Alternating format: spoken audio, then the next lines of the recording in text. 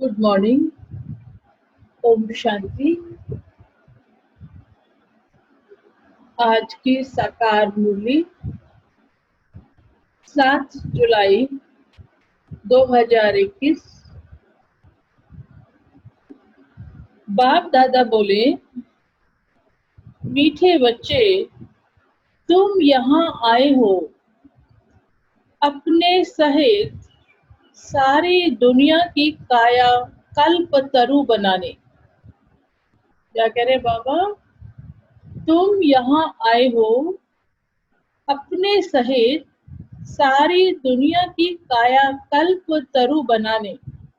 याद से ही काया कल्प तरु होगी। तो इसके लिए चाहिए याद की यात्रा, अपने को भी परिवर्तन करने के लिए और विश्व को भी परिवर्तन करने के लिए याद की यात्रा में रहना है। प्रश्न है, नरकवासी से स्वर्गवासी बनने की विधि कौन सी है? अभी तुम बच्चों को जिये दान मिलता है, कैसे? उत्तर है, नरकवासी से स्वर्गवासी बनने के लिए जरूर मरना पड़े। बाबा कहते हैं, मैं आया हूँ तुम सबको मौत देने। बाबा हमको इस पुरानी दुनिया से मौत देने के लिए आए हैं, क्योंकि पुरानी दुनिया में तो जीने का कोई मतलब ही नहीं है ना। तो उस पुरानी दुनिया से तो मरना है और जैसे बाबा बोल रहे हैं वैसे जीना है। तुम्हारी इस देह को खत्म कराए बाकी आत्माओं को ले जाऊंगा, यही सच्चा जियेदान है। इसके लिए यह महाभारत लड़ाई है, जिसमें सबका विनाश होगा। फिर आत्माएं पावन बन वापस घर जाएंगी, फिर स्वर्ग में आएंगी। गीत है, माता ओ माता, तू ही जग की भाग्य विधाता। ओम शांति। मीठे मीठे रूहानी बच्चों ने गीत की लाइन सुनी, जगत अम्बा की महिमा सुनी। जगत अम्बा यहाँ भारत में ही गाई जाती है। जगत अम्बा है तो जगत पिता भी जरूर होगा। जगत अम्बा सरस्वती को ही कहते हैं। वास्तव में उनका नाम एक ही होना चाहिए, परंतु तुम्हारा भी नाम एक ही है ना, 2-3 तो नहीं है। अब जगत अम्बा को बरोबर साकार में दिखाते हैं। शरीरधारी है, जगत पिता भी है, जिसको प्रजा पिता भी कहा जाता है। जैसे सारे जगत की अम्बा है, वैसे सारे जगत का पिता है। जरूर दोनों यहाँ ही होंगे। दोनों का नाम भी सुनाया। दोनों है प्रजा पिता और प्रजा माता। अब दूसरा जगत पिता कहा जाता है। दूसरा जगत पिता कौन है? निराकार शिव बाबा, जो कि सबके पिता है। उनका नाम ही है परम पिता, परम आत्मा शिव। क्या नाम है बाबा का? परम पिता, परम आत्मा शिव। सिर्फ ईश्वर व परमात्मा नहीं कहना है, उनका नाम रूप भी है ना। उनको गॉड फादर कहा जाता है। एक है आत्माओं का बाप, दूसरा है साकारी मनुष्य आत्माओं का बाप और मम्मा। शिव है आत्माओं का पिता। आत्मा कहती है वह हमारा बाप है, फिर आत्मा को यह साकार शरीर मिलता है। तो कहते हैं ब्रह्मा बाबा, तो दो बाप हो गए, एक शिव बाबा, दूसरा प्रजापिता ब्रह्मा। शिव बाबा का बच्चा है ब्रह्मा, एक निराकार पिता, एक साकारी पिता। निराकार पिता को कहा जाता है पतित पावन। निराकार पिता को कहा जाता है पतित पावन। ब्रह्मा व सरस्वती को पतित पावन नहीं कहा जाता। पतित पावन तो एक है, यह दो हो गए। सब पुकारते हैं पतित पावन आओ, तो दो बाप हो गए। शिव बाबा है रचयिता, नई दुनिया रचते हैं, तो पहले ब्रह्मा को जरूर रचना है।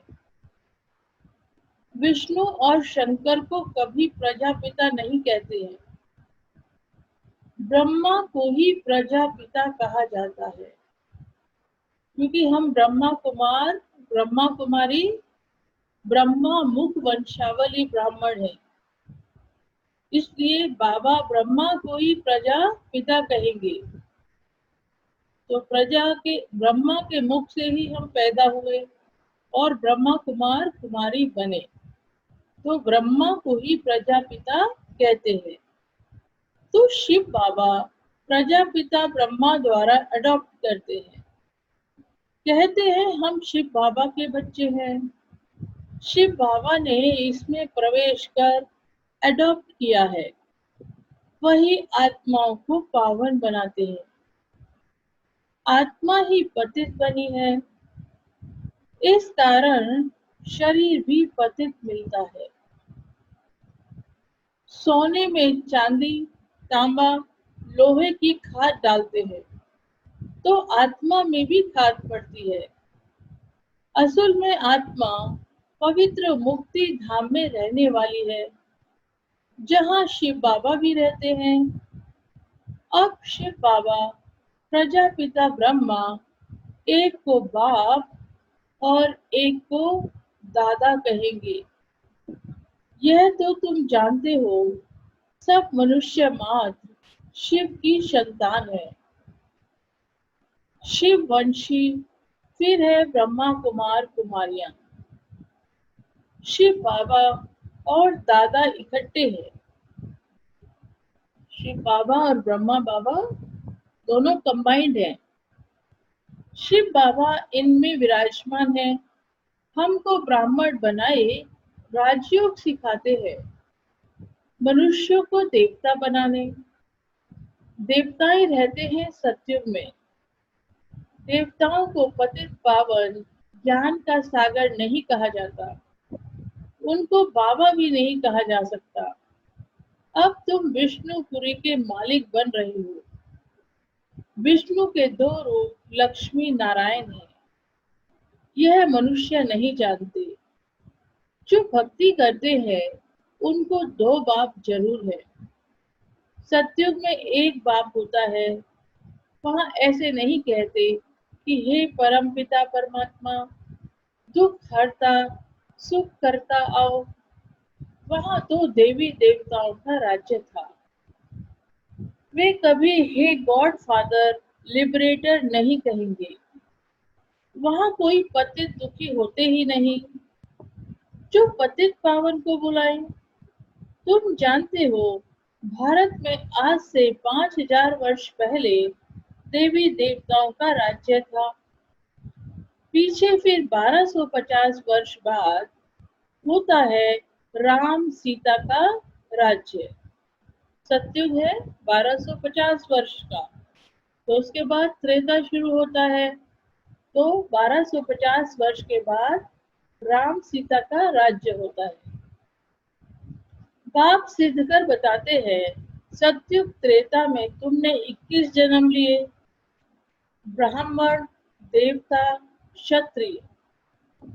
21 जन्म में क्या क्या आया? एक जन्म ब्राह्मण का, और देवता के कितने जन्म हो गए?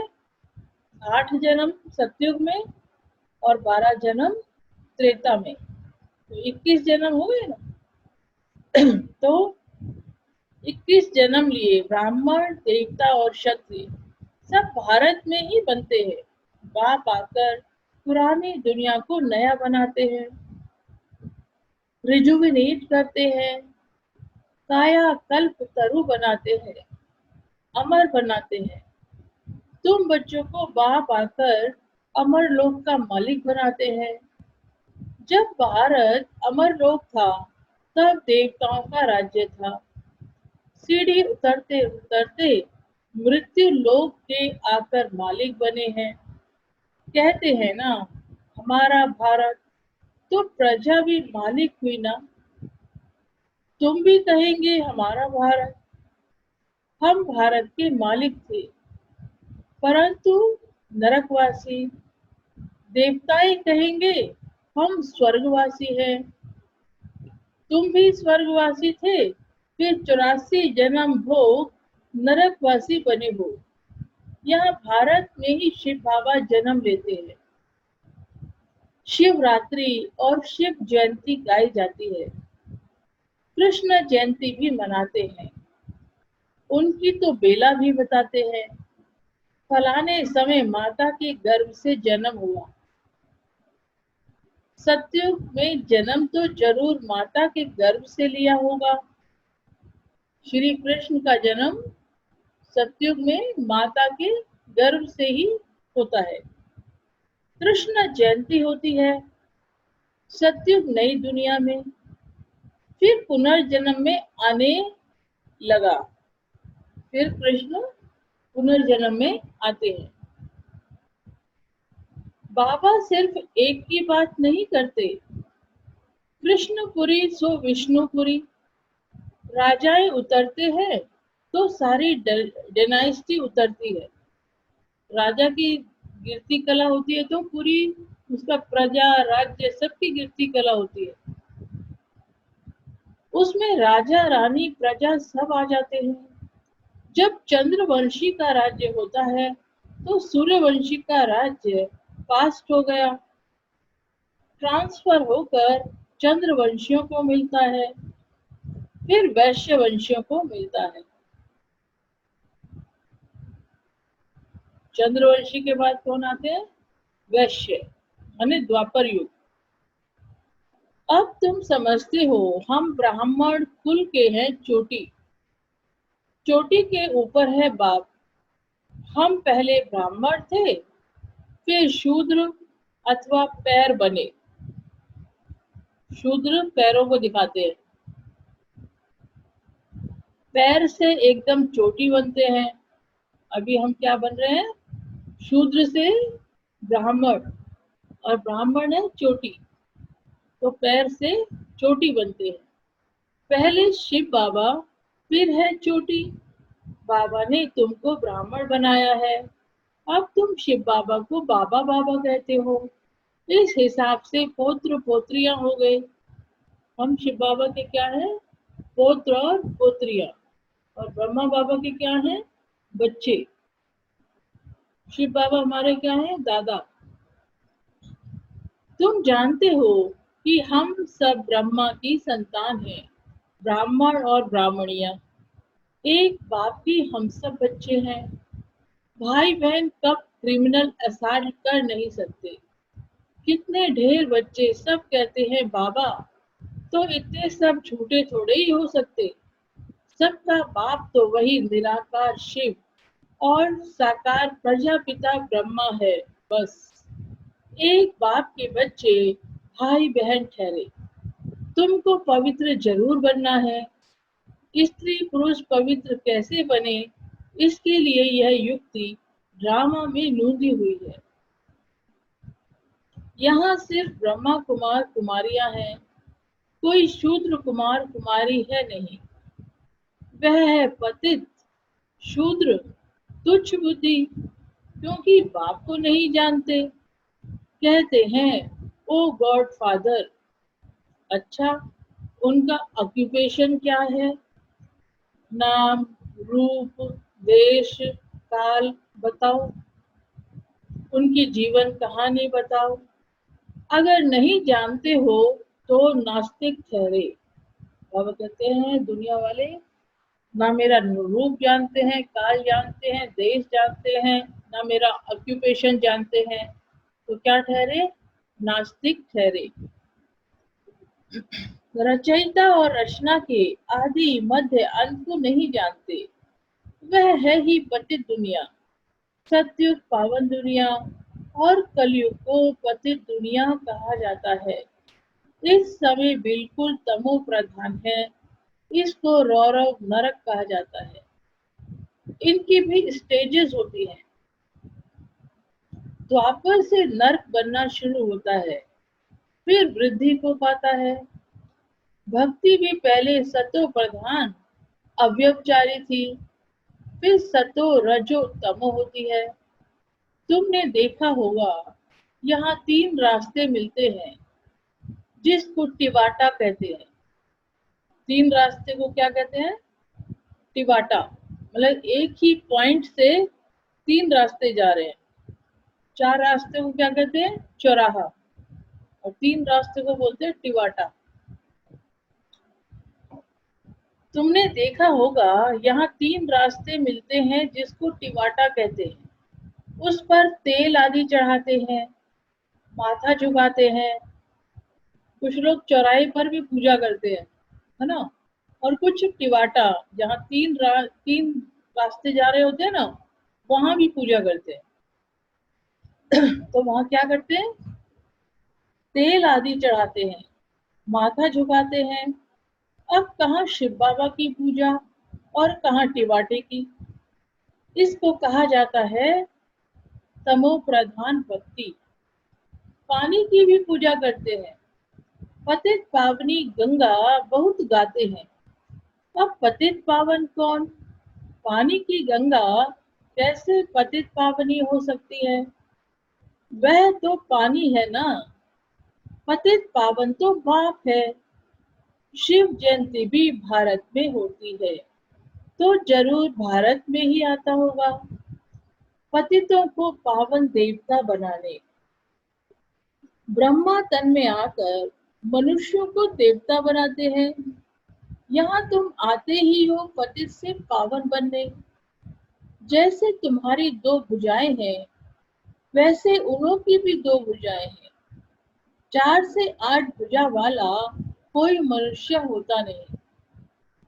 यह अलंकार दे दिए हैं। एक्चुअल में 4 से 5 भुजा, 8 भुजा ये किसी की भी नहीं होती है। ये तो अलंकार दिखाए हैं, मतलब प्रतीक है, शक्तियों के प्रतीक है, सिंबल है ये सिंबल। एक्चुअल में कोई अष्ट भुजा धारिणी दुर्गा ऐसे नहीं दिखाती 8 हाथ, ऐसा कोई पैदा नहीं होता। पर 8 शक्तियां कैसे दिखाएंगे? तो भुजा के रूप में उनको दिखा दिया है, तो ये सिंबल है खाली।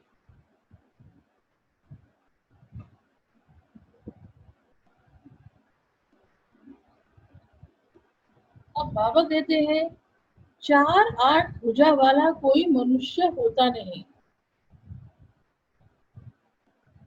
4 8 भुजा वाला कोई मनुष्य होता नहीं, यह अलंकार दे दिए हैं। चतुर्भुज दिखाया है प्रवृत्ति दिखाने के लिए। अब चतुर्भुज विष्णु को दिखाते हैं, तो विष्णु को 4 भुजाएं क्यों दिखाते हैं? 2 भुजाएं स्त्री की और 2 भुजाएं पुरुष की, तो ये कंबाइंड स्वरूप है। तो एक्चुअल में 4 भुजा किसी की होती नहीं है, पर वो सिंबल दिखा दिया दोनों का, प्रवृत्ति मार्ग का, स्त्री और पुरुष का। तो बाबा कहते हैं 4 8 भुजा वाला कोई मनुष्य होता नहीं, यह अलंकार दे दिए हैं। चतुर्भुज दिखाया है प्रवृत्ति दिखाने के लिए। विष्णुपुरी लक्ष्मी नारायण की पुरी को कहा जाता है। वैष्णव अक्षर भी विष्णु से निकला है। देवताएं वैष्णव थे। भल्ला भल्लवाचारी वैष्णव होते हैं। वेजिटेरियन वह कोई निर्विकारी नहीं होते हैं, उन्हों की बड़ी हवेलियां होती हैं।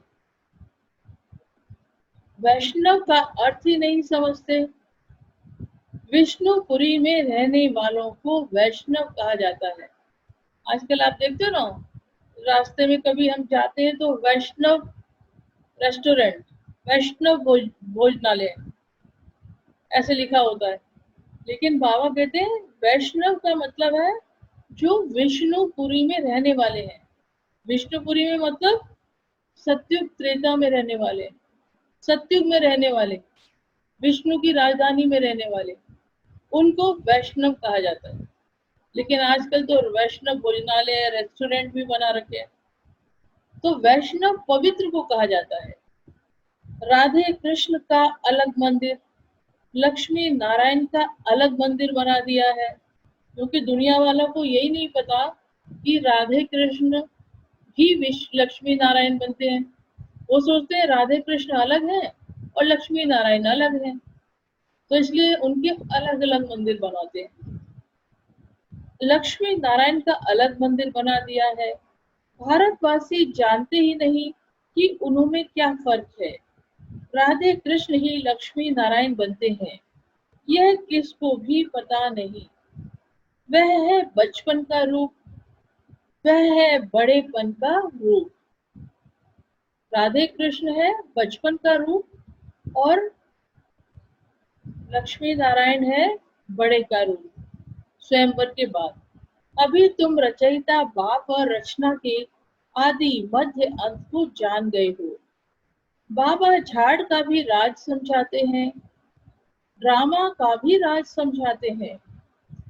झाड़ को देखने से समझेंगे कि शंकराचार्य तो कलयुग में आते हैं। सन्यासियों की डिनाइस्टी सतयुग में तो हो नहीं सकती। सब भगवान के बच्चे हैं तो स्वर्गवासी होने चाहिए, परंतु स्वर्गवासी तो सब होते नहीं है, सिर्फ देवताएं ही होते हैं।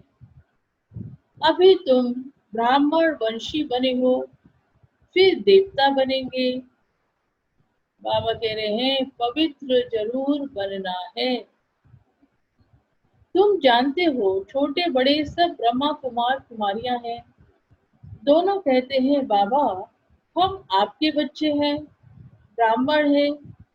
यह है बाप दादा आदि देव ब्रह्मा और शिव बाबा। तुम जानते हो हम ब्रह्मा बाबा और शिव बाबा के सामने बैठे हैं। बाप कहते हैं मुझे याद करो तो पतित से पावन बन जाएंगे। हम वर्षा शिव बाबा से लेते हैं। शिव बाबा हमारा बाप भी है, पतित पावन भी है, गुरु भी है।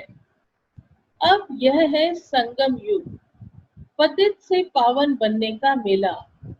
पतित पावन द्वारा ही पावन बनते हैं। संगम पर नदियों और सागर का मेला है। नदियों का मेला तो होता नहीं। अब ज्ञान सागर और तुम आत्माओं माने बच्चों का मेला लगता है।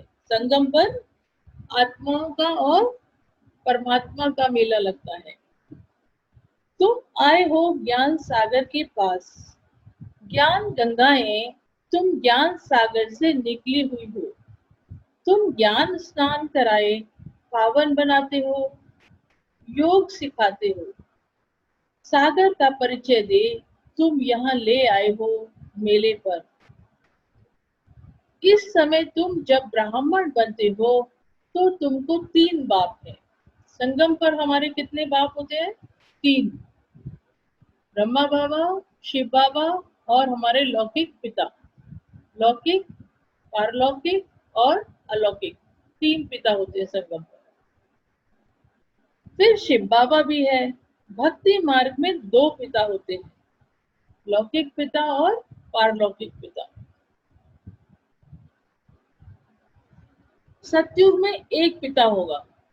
सतयुग में हम पारलौकिक पिता को भी नहीं जानते, सिर्फ जो लौकिक पिता होगा ना वही होगा सतयुग में। तो इस समय हम सबसे सबसे रिचेस्ट है, रिचेस्ट। जिसके 3 बाप हो वो रिचेस्ट नहीं होगा तो और कौन होगा, है ना। तो बाबा कहते हैं भक्ति मार्ग में 2 पिता होते हैं, सतयुग में एक पिता होगा। ये समझने की बातें हैं। अभी तुम्हारी आत्मा कहती है मेरा तो एक शिव बाबा, दूसरा न कोई। मित्र संबंधी आदि होते हुए भी कहते हैं मेरा तो एक शिव बाबा है। उनकी याद से ही पतित से पावन बनना है। आत्मा जानती है वह हमारा बाप भी है, टीचर भी है, सद्गुरु भी है। हमारी आत्मा को बाप लेने आए हैं। ब्रह्मा तन में प्रवेश कर पावन बनाते हैं। तुमको ले जाने के लिए बाप आए हैं। तुम सबको मौत देने आया हूँ। बाबा क्या कह रहे हैं? तुम सबको मौत देने आया हूँ, मतलब पुरानी दुनिया से हमें मरना है और नई दुनिया में हमें जाना है। तुम्हारी इस देह को तुम्हारी इस देह को खत्म कराए बाकी आत्माओं को ले जाऊंगा। बाप कहते हैं तुमको जियदान देता हूँ। यह महाभारत लड़ाई है ना, सबका विनाश होगा, नहीं तो कैसे ले जाऊंगा। आत्माओं को पवित्र बनाए घर ले जाता हूँ। वह तो शांति धाम है। सतयुग आएगा तो कलयुग जरूर विनाश होगा। इसके लिए महाभारत लड़ाई मशहूर है। लगती भी ये संगम पर है, जबकि तुम मनुष्य से देवता बनते हो। अच्छा, मीठे मीठे सकीलते बच्चों प्रति माता पिता बाप दादा का याद प्यार और गुड मॉर्निंग। रूहानी बाप की रूहानी बच्चों को नमस्ते। हम रूहानी बच्चों की रूहानी बाप दादा को गुड मॉर्निंग और नमस्ते। धारणा के लिए मुख्य सार है। पहला पॉइंट, ज्ञान सागर में ज्ञान स्नान कर स्वयं को पावन बनाना है। मित्र संबंधियों के साथ रहते बुद्धि में रहे मेरा तो एक शिव बाबा, दूसरा न कोई। दूसरा पॉइंट है, विष्णुपुरी में चलने के लिए पक्का वैष्णव अर्थात पवित्र बनना है। नरक से जीते जी मरकर बुद्धि योग स्वर्ग में लगाना है। आज का वरदान है, धर्म और कर्म दोनों का ठीक बैलेंस रखने वाले दिव्य व श्रेष्ठ बुद्धिमान भव। कर्म करते समय धर्म अर्थात धारणा भी संपूर्ण हो, तो धर्म और कर्म दोनों का बैलेंस ठीक होने से प्रभाव पड़ेगा। ऐसे नहीं जब कर्म समाप्त हो तब धारणा स्मृति में आई। बुद्धि में दोनों बातों का बैलेंस ठीक हो तब कहेंगे श्रेष्ठ व दिव्य बुद्धिमान। नहीं तो साधारण बुद्धि, कर्म भी साधारण, धारणाएं भी साधारण होती है। कर्म करते भी हमें धारणाओं में रहकर कर्म करना है। ये नहीं है खाली हो गए तो धारणा याद आ गई, बाकी कर्म कर रहे हैं। कर्म और धारणा दोनों का बैलेंस होगा तो हमारा कर्म श्रेष्ठ होगा। तो साधारणता में समानता नहीं लानी है, लेकिन श्रेष्ठता में समानता हो।